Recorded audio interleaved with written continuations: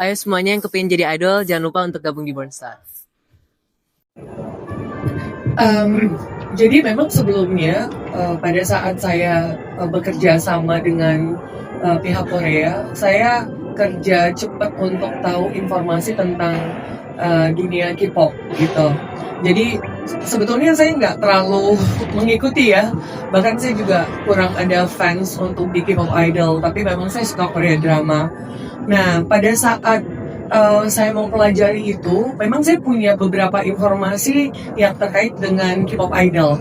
Tapi karena Henny dan Gungu datang secara langsung, and then mereka langsung membantu student, saya juga bicara sama mereka. Saya baru tahu ternyata nomor satu justru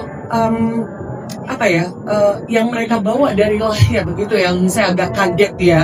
Jadi kayak mereka bilang, terutama Henny bilang, sebetulnya di Korea itu Henny bilang plastic surgery gitu kan, itu kan keren banget ya, maksudnya bagus banget. Tapi untuk Henny sama sekali nggak plastic surgery.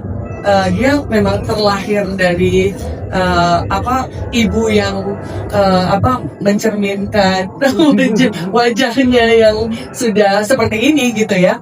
Dia ngomong sama saya kalau plastic surgery itu banyak bad effect-nya, dia bilang.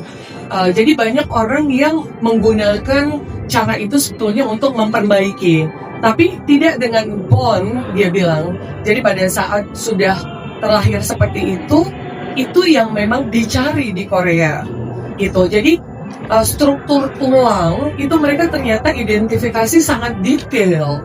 Makanya kenapa banyak yang, kenapa sih saya udah cantik, saya talentanya, skillnya, dance dan vokalnya oke, tapi nggak lolos, ternyata sampai spesifik itu. Yang kedua, mereka memang juga sebenarnya mau meminimalkan plastic surgery itu atau operasi plastik, karena untuk anak-anak muda sebetulnya secara mental atau secara nanti akan merubah sebenarnya pola kepribadiannya mereka, karena seumur-umur mereka harus minum obat. Nah, itu yang tidak dimiliki atau informasi itu tidak dipunyai oleh kita orang Indonesia gitu. Jadi mereka berpikirnya dance oke, vokal oke, and to be an idol gitu. Nggak semudah itu gitu. Jadi satu fisik. Ini bicara tentang saya tentang SM, kemudian Starship, itu K-pop company terbesar di Korea. Mereka sangat spesifik melihat detail dari postur gitu. Jadi Henny bicara dengan saya bahwa porsi tangannya itu harus panjang, kemudian harus proporsional dengan tubuhnya, terus kakinya dia juga harus panjang, kemudian dia harus small, kemudian ya posisi hidung dengan belakangnya juga. Mereka nggak tahu ya, cepat ngelihatnya gitu, karena ada satu anak kita yang mereka lagi mau push untuk jadi K-pop idol. Dia contohkan bahwa ini loh porsi dari hidung ke kepala itu udah pas, dia bilang.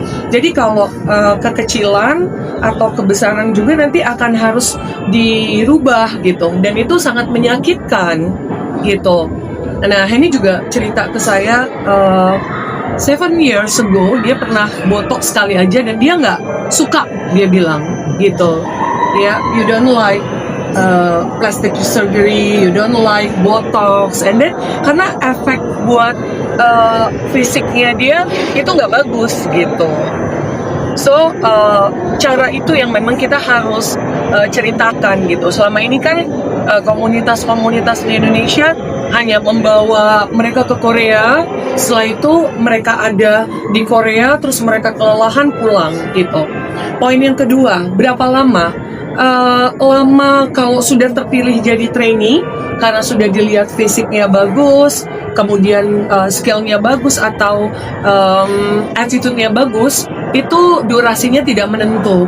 Jadi kayak Dita waktu itu sempat trainee di Korea itu cuma 3 tahun, tapi ada yang long term ya, bisa 6 sampai 7 tahun baru jadi K-pop idol gitu, atau 5 tahun atau 4 tahun jadi K-pop idol seperti itu. Gitu, jadi itu juga yang harus kita informasikan, jadi nggak semudah itu. Nah, memang kalau sudah jadi trainee di Korea, mereka tidak bayar apa-apa, jadi penginapan ditanggung, kemudian kesehatan diperhatikan, kemudian olahraganya juga, terus kemudian mereka harus exercise gitu, jadi semua protapnya harus mereka lakukan gitu. Nah, kondisinya itu yang sekali lagi tadi saya bicarakan, saya agak shock.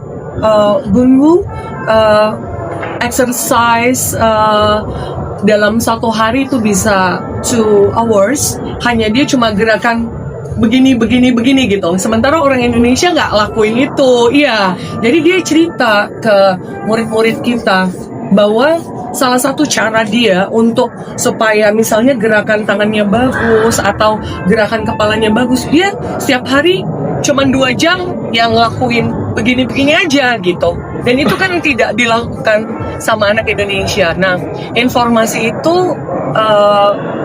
kuat sekali untuk ngebangun karakter mereka sebelum mereka pergi ke Korea gitu. Halo, saya Ebmor, saya berusia 16 tahun, saya dari Bonsar. Semuanya aku dari Oktober. Selain yang dipelajarin dance, vokal, tapi juga attitude, psychology, attitude, cara kita diwawancara, cara kita sebagai public figure dan lain sebagainya, semua dibahas sebagai menjadi idol. Menurut aku dalam apapun itu yang dilakukan, mau nyanyi, mau acting, mau dance, mau fighting, kalau misal kita itu enjoy, nggak ada yang susah. Tergantung mindset aja. Kelebihannya yaitu semua dibahas. Dan di Bonsar itu benar-benar dikulik yang mana attitude-nya bagus. Mereka itu nggak asal nerima orang, mereka nerimanya attitude-nya baik, yang sopan, yang ramah. Di tes psikologi juga diajarin cara make up, cara public speaking, cara fashion, cara modeling, cara acting, nyanyi, dan semua dibahas. My name is Kono, and I'm a Korean singer. I'm doing just alone like a solo artist, and this time first time in Indonesia, and I spend the time with the Monster Studio students. So I feel very happy because their passion and their attitude is so good. I was so good. So I can't forget this memory, and I will make more good memory in the Indonesia. And when I go back to Korea, I always memorizing like this time memory. Okay, thank you.